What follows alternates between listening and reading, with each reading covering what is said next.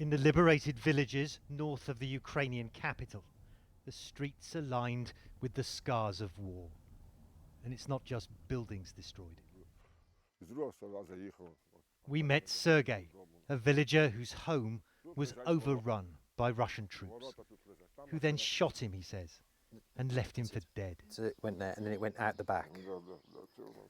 He shows me the gut-wrenching bullet wounds, but his emotional scars run even deeper. Sometimes I have nightmares and can't sleep at night, and I pray they won't ever come back, he tells me, through tears of pain and anger. I'll never forgive Russians for what they did, he says.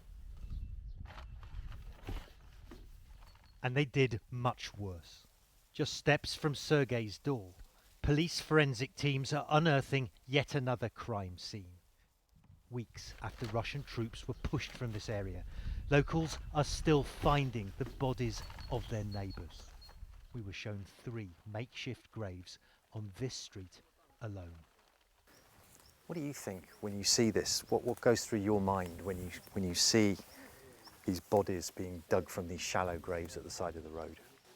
So we see that Russian troops have already gone for more than 1 month, but we still find the evidence of their presence. That's astonishing, isn't it? That even a month after they've gone, more than a month, so still finding bodies.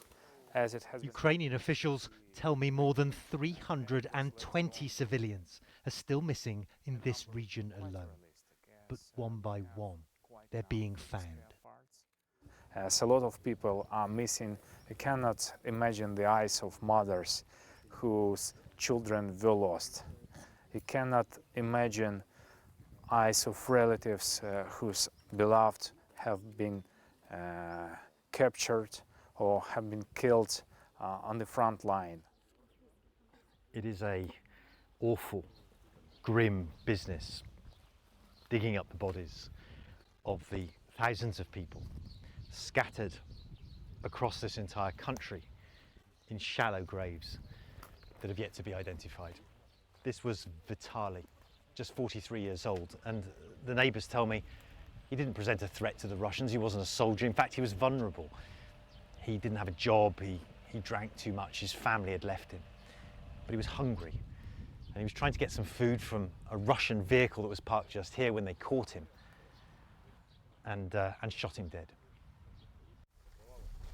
Just one of the many alleged crimes, many tragedies, in a Ukrainian nightmare that's yet to end.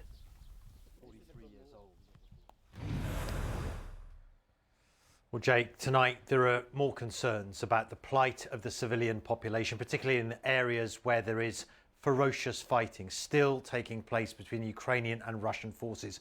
Much of that now concentrated in the northeast of the country, in and around the city of Severodonetsk, where we now know from the Ukrainian side that 80% of the city has fallen into Russian hands. And there are social media images of bodies in the centre of the city, apparently of civilians. And so, again, more concerns about what's happening in that corner of Ukraine tonight.